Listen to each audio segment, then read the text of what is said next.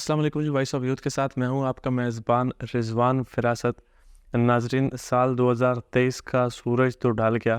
مگر اس ملک میں ظلم و بربریت، فسطائیت اور لاقانونیت کا جو نظام تھا وہ ختم نہیں ہوا۔ اس سال نو کا آغاز بھی تحریک انصاف کے رہنما جمشید دستی کے اہلیہ کو برہنہ کر کے جو ہے وہ کیا گیا، اور جس طریقے سے ان کے فیملی پر ظلم ڈھائے گئے، یہ وہی نظام ہے جو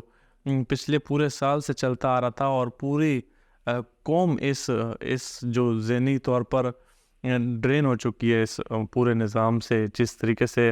عوام پر یا جو ایک مخصوص جماعت کے لوگوں پر تشدد کیا جا رہا ہے۔ ایک الیکشن کا ماحول، مستقبل میں الیکشن کا ماحول بھی ہے، اس حوالے سے عوام کو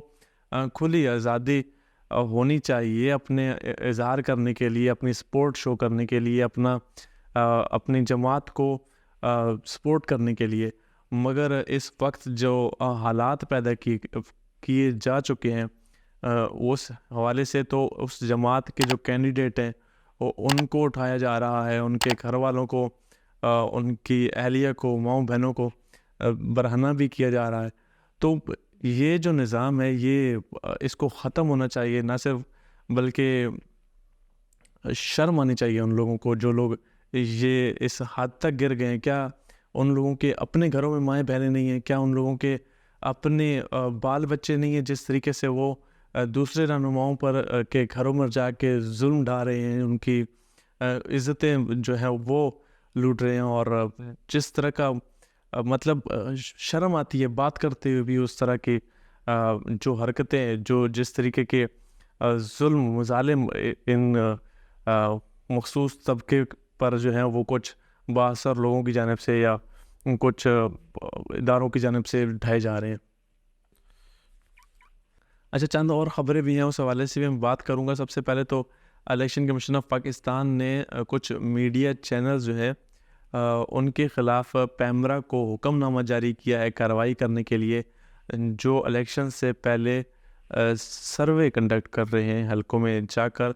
اس حوالے سے میں اس کی تفصیلات پر میں بعد میں آؤں گا۔ اس سے پہلے یہ گزشتہ روز انوار اللہ کاکڑ جو ہے ان کی جانب سے ایک پریس کانفرنس کی گئی، اور پریس کانفرنس میں وہ کافی غصے میں بھی نظر آئے، اور کچھ باتیں جو ہیں انہوں نے کہی ہیں۔ سب سے پہلے تو انہوں نے ایک بات کہی کہ بلوچستان میں خرگوش، کتے اور پنجابی کو مارنا جائز ہے۔ اس حوالے سے میں بات کروں گا کہ ہمارے جو غیر منتخب نگران وزیر اعظم ہیں، ان سے کوئی یہ پوچھے کہ آخر اگر بلوچستان میں اس نہج پر بلوچی پہنچ چکا ہے تو ان کو اس لیول پہ لے کے آنے والا کون ہے؟ ان کے دلوں میں اس حد تک نفرت ڈالنے والا کون ہے؟ جب بلوچستان کی حکومتیں پنجاب میں بیٹھ کے بنیں گی، جب بلوچستان کے فیصلے پنجاب میں بیٹھ کے لیے جائیں گے، جب بلوچستان کے ذخائر کو پہلا حق جو بلوچیوں کا ہے اس کے بجائے آپ پنجاب میں لا کر استعمال کریں گے، پنجابیوں کو دیں گے، اور جس طریقے سے بلوچستان کو چلایا جاتا ہے، ان کی حکومتوں کو بنایا جاتا ہے، تو ظاہر ہے کہ کوئی بھی ایسا اگر اس جگہ پہ سندھ ہوتا تو شاید سندھ کی صورتحال بھی کوئی مختلف نہ ہوتی، کے پی کے ہوتا تو کے پی کی صورتحال بھی جو ہے وہ مختلف نہ ہوتی۔ اسی کے ساتھ ساتھ ایک اور انہوں نے بات کی ہے، کیونکہ جس طریقے سے بلوچی بہن بھائی مسنگ پرسنس کے لیے جس طریقے سے احتجاج کے لیے پہنچے ہیں، وہ ہمارے جو نگران وزیر اعظم ہیں انوار اللہ کاکڑ صاحب، وہ بار بار ایک ریاست کے لفظ پہ جو ہے وہ بہت زیادہ زور دیتے ہیں کہ ریاست سے کوئی ٹکر نہیں سکتا، ریاست کے ساتھ کوئی مقابلہ نہیں کر سکتا، ریاست طاقتور ہے۔ اس میں کوئی شک نہیں کہ ریاست طاقتور ہے، لیکن ریاست اپنے ہی لوگوں پر، اپنے ہی پرامن لوگوں پر ظلم نہیں کرتی۔ اگر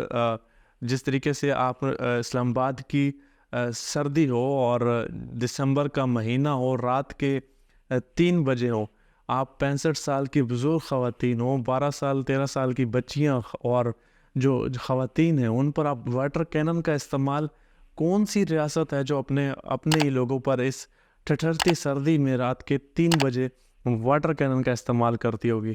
یہ ریاست کے کام نہیں ہوتے۔ ریاست اپنے لوگوں کے ساتھ اس طرح ڈیل نہیں کرتی، اور پرامن لوگوں کے ساتھ، کوئی اشتعال انگیز لوگ بھی نہیں جو اپنا صرف احتجاج ریکارڈ کروا رہے ہیں. اور جس طریقے سے